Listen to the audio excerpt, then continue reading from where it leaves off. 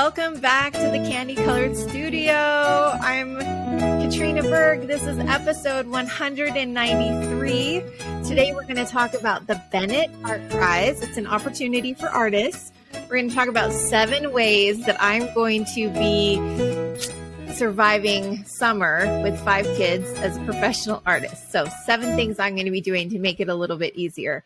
And after last week, welcome back. If you're still here, I thought to myself, nobody's going to come back after last week. Nobody's going to want to listen. However, I'm like, if they come back, they're going to expect to hear something about UFOs. Well, as I was prepping for this episode, I totally opened up and saw that there was a Senate committee hearing on UFOs on Tuesday. So there you go. So exciting. So we'll talk about that as well. Might as well. That's your red pill for the week. But yeah, I'm excited. So I don't know if you could hear tag in the jingle. I think we finally have figured out all kinds of things, and I'm really hoping that's the case. So we're crossing all our fingers that everything is working appropriately. Okay, so first of all, let's talk about our artist tip. So this week's artist tip is it comes from a podcast episode, Jessica Libor's Inspired Painter podcast, and it's episode number 82. And she interviews the husband and wife duo behind the Bennett Art Prize. And I can't remember the different states they live in, but I think they're mostly in Texas. And they have an amazing collection. When they started collecting art, they realized, obviously the Bennett Art Prize is for artists to apply with, I think they said contemporary realism portraits of women by women artists. So they realized that there weren't a whole lot of women painted women portraits when they would go to galleries and shows. And so they created this art prize to kind of encourage and to bring light on the many women painters who are actually doing that. So it's a great opportunity.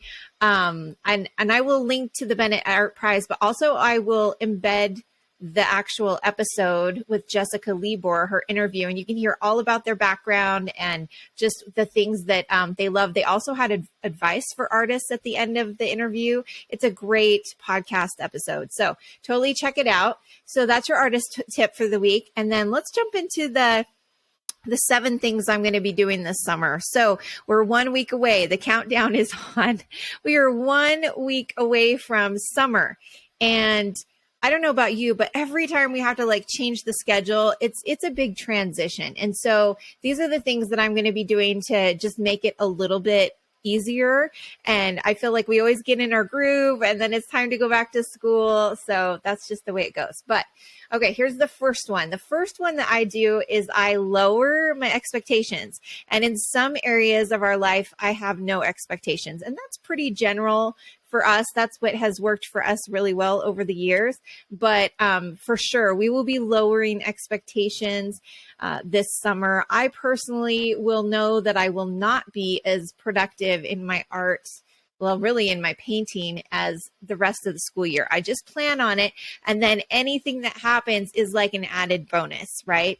So that's number 1. Number 2 is to anticipate and plan a different workflow. So I have been really trying to be good about just dedicating from the time the kids leave to the time they come home from school. I try not to do anything but paint and work on my art business, because after that, it's too hard. There's too many things going on. So even with help, I feel like there will be hiccups. So over the years during the summer, I have asked my older kids to be in charge 1 or 2 days a week. And so when they're in charge, that means if anything unpredictable happens, then they're the ones that are supposed to be, to make sure that everything's okay. They're the ones that make sure the door gets answered. They're the ones that if the twins want to go to friends, they talk to them and make sure that that somebody knows that they're going to go play at a friend's house. Of course, when there's fire and blood, then obviously I'm in charge. But That has worked a lot. And so even though we've kind of got into this good groove during the summer and that's the way we run things, it doesn't mean that it's not going to, that we're still going to have hiccups. And so that's the thing, is I'm going to anticipate and plan on a different workflow. So I feel like too, there's going to be questions, like the kids every year, there's different questions. We have like specific things that we do. And I just have to anticipate for that as well. The hardest thing for me with my creation process is interruptions. I have a really hard time with interruptions. And so I just have to again, anticipate that it's going to be a little bit different. It's going to take a little while to get into our flow. Okay, number 3, I set very specific work hours or an amount of uninterrupted time to work each day. So for example, if I know that there's these certain activities going on Tuesday, I just tell myself, okay, I just need to get 2 hours of painting in that day. If I can get 2 hours, then I will have met my goal. If I get more than that, again, it's just gravy. And then I'll plan out the week, and then I'll look the night before and make sure exactly when I'm going to be painting. Obviously, talk to whoever's in charge that day, make sure they know what's going on as well. Number 4, I think, is actually the most important one for us, and that is to help them pursue their passions. And that's everyone in the family. And I feel like as long as we're focusing on making sure that everyone is getting what they need and being able to put effort into things that they really love, then everyone's a little bit more willing to help a little bit here and there, just because we're all trying to do something that we love. So for example, during the summer months and the good weather months, I feel like Carl, he just wants to run. And so sometimes we're dropping him off places, then he runs, then we go pick him up, or we just need to make time for him to be able to run every day or whenever he wants to. And then of course, with our oldest, Karsten, he's now working at the golf course, and he's also going to be working on his entrepreneur projects. And so that's where his focus is going to be. And our daughter, Anna Claire, she's still going to be doing dance. Most weeks she will be dancing at the studio. She's also going to be baking every week. And her other big thing is she really wants to get ready to get her driver's license in October. And so I don't know if I've told you guys this, but she bought a little Mini Cooper, and so it's also a manual, so she needs to practice driving it. So those are kind of her main things. Then our middle child, Garrett, he is working on mowing lawns this summer, and he is hoping to get a job at his favorite restaurant. So he's hoping to be able to be bussing and just kind of be helping them with whatever they need. So that's kind of his goals for the summer. And then for the twins, I feel like they're still kind of early in discovering all these things. So I know that their focuses will probably be playing with the neighbors, catching up with some of their friends, reading, biking, and building outside. So those are the things that they're really into. But I feel like as long as everyone has a purpose and knows that they're being supported in that purpose, then I think that it's going to be a magical summer. Okay, number 5, make a plan. So again, I did talk about this with my specific, with my needs as a painter, but I think that also applies to the whole family, and it goes along with helping them with their passions. So something that I noticed is that during the school year, when the schedule is really set and they know exactly what's happening every day, it's really easy. But in the summer, sometimes it's like, well, what are we doing today? So for me, I found that it really helps that every week, at the beginning of the week, we sit down, we talk about what everyone has going on for the week, what they want to do. And then we make a plan for the week. And then the night before, we'll talk about the things that are happening the next day. And that will just help, so I don't have a million interruptions. Like, what are we doing today? Can I do this?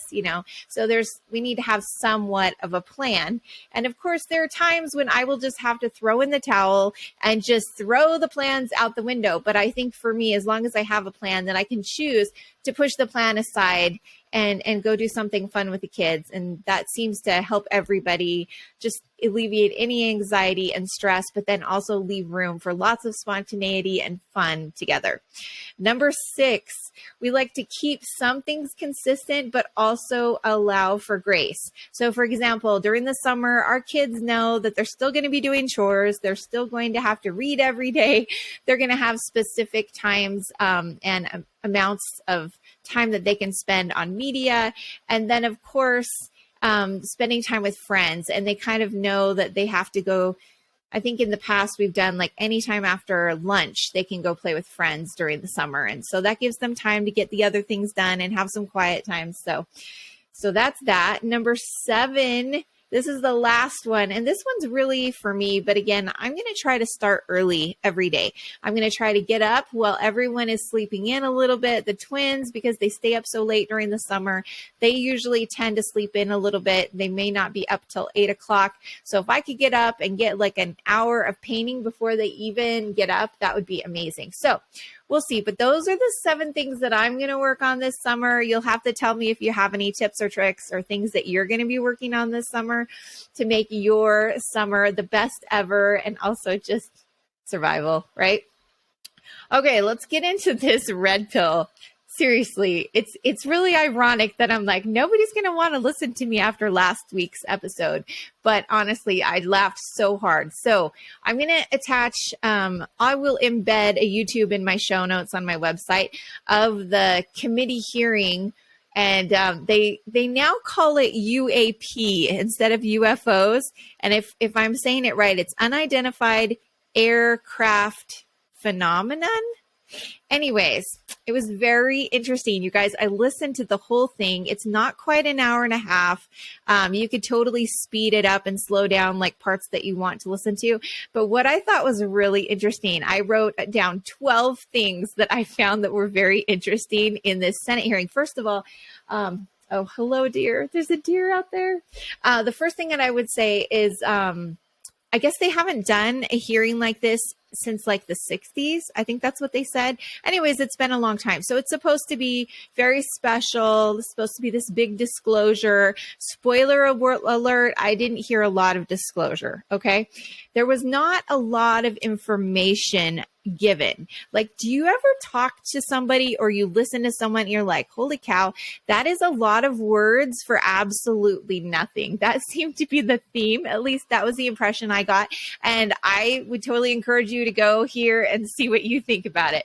But I thought it was funny because there were some really good questions by the representatives that were there from the committee that, you know, that represent us, the citizens of the country. They were asking good questions. And one of them said, I can't remember which sighting it was, but he said, have you looked into this particular sighting? And they said, no. And he says, well, why not? And then the one guy, he says, usually a person of authority tells us what to look into. And I was like, okay, this is hilarious because you have a committee, like a Senate committee person asking you, and then he did say, he's like, actually, maybe I'm not a person of authority, but I would like to have you look into that. So I thought that was really interesting. Number 2, I thought it was another funny thing. They showed a couple of videos and then they were trying to show this one portion of the video to give people a little bit more information, and it was horrible. I'm like, how do people come to a Senate hearing like this with such horrible technology and the ability to present the technology? I mean, come on. It's 2022. We can do this. Like, people with their phones could do a better job of presenting the video that they were showing us. So then it makes me wonder, is this just for show? What exactly is going on here, right? So at this one point, they're like, I'm sorry, we're just going to stop trying to show you that video because we can't seem to pause it at a good point to properly show you this UAP. Oh, another thing that was asked, that was another good question was, can you tell us if these objects, these UAPs are physical objects? They're like, we can't tell you if they're physical objects. And they're like, well, can you not tell us because it's compromising national security, or you can't tell us because you don't know? still no information. Very, very fascinating. Another person said, are you surprised by the things that you see, and how do you avoid being surprised? And they said, in all their great vocabulary, well, we collect the data. The more we calibrate, the better we can respond. And I'm like, oh my gosh. So again, just a lot of words. Okay. Next one. What are you doing about misinformation about UAP? So there was one committee member that was very concerned about UAP fact checking. He didn't like that there was misinformation. There was information out there about certain sightings, and he really wanted them to crack down on people that are putting out information that he didn't think was true. So, but if our committee, well, if so, they call it a task force. If this UAP task force cannot give us proper information and data, well, what's wrong with somebody showing what they saw with their phone or their camera? I don't know. I'm just throwing it out there. But there was one committee member that's very concerned about the misinformation. I don't know about you, but if I don't want to hear something, or if I think it's misinformation, there's a very simple thing that I do. I just turn it off. I turn off the channel. I turn off the website. I just don't look at it. I just discern with my heart, with my mind, with my eyes, and I decide, I don't need to waste my time on that. But apparently this Senate committee member really feels like we need to crack down on it. So there you go. Number 6. There were a lot of good questions that could not be answered during the open session. However, I guess they had another closed session after the portion that I was able to listen to. But of course, it's all because of fear of being compromised our national security. So there you go. Let's see, what else did I write down? Oh, so one of the things they wanted everyone to know that they work very hard to balance transparency with our national security needs. So I hope that if you get a chance to listen, that you will also feel that there is a lot of balance between those two things. I guess apparently they've been disclosing more currently than in the past 10 years. And so one of the committee members asked them to commit to continuing to disclose. And I thought that was great as well. And then another committee member said, I want to make sure that our government isn't chasing its own tail. And this is something that they referred to quite a bit, but they were talking about how there are secret air programs or prototypes that are being worked on by different groups, some within the government publicly, some are like these secret programs. But again, he said, is there a way to check with the other groups to see if it's theirs? And I thought that was interesting as well. They also said that there were aircrafts that were not using a detectable propulsion mechanism. So basically, it sounds like a lot of these UAPs that they are spotting, they're not using gasoline. They're not, I don't know what else they would be using. They're using an atypical energy frequency. That's kind of what they were talking about. And then the last thing that I thought was really interesting was that they said, what can we do about these UAPs when they block our sensors? So I think one of the problems, and I've read about stuff that this was happening even during World War II. I know this is crazy, right? But you can go down some interesting rabbit holes. And there were some, back then, obviously, they called them UFOs because they were unidentified. They didn't know who was manning them. But when they would come close, their sensors, their communication would totally go out. So I guess it's something they're still dealing with, like, 80 years later? That's pretty crazy. So that's really interesting. So again, I think it's worth a listen. You might just giggle. I would love to hear what you think about it. Again, very momentous, or, it's a very exciting thing that they're disclosing more, whatever it was that we got out of it. But there you go. Okay, I'm going to close this hilarious red pill with some moments from our big twin, Taggart, a recent prayer that he gave. Oh, it's so funny. He says, please bless that everyone will do their research and use the internet and all the sources to find truth. Please bless that the government will stop lying to everyone. Les, that Jesus will come back soon, that we will be just like him, perfect. Well, not exactly. He was so cute. Again, they hear things that we're talking about. I'm always asking them questions. We were talking about some interesting stuff yesterday in the car, and I said to him, if I tell you as we're driving, if I say that sky that you're looking at, it's pink. The sky is pink. And if I say that 20 times, does it make it true?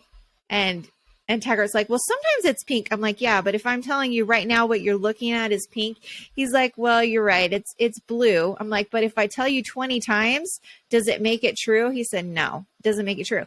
I'm like, so we have to be really careful that while we're doing our research, while we're learning from other, I don't know, places, that we use our discernment, that we search, that we ponder, that we pray, that we use the Spirit to help us understand what we need to do with that knowledge, or if we need to keep looking. So again, very, very interesting things. We're always having great conversations together. Okay. Well, I just want you to know that you're loved and that I'm sending so much love from the Candy Colored Studio as you embark on this great summer, the summer of 22. Love to all.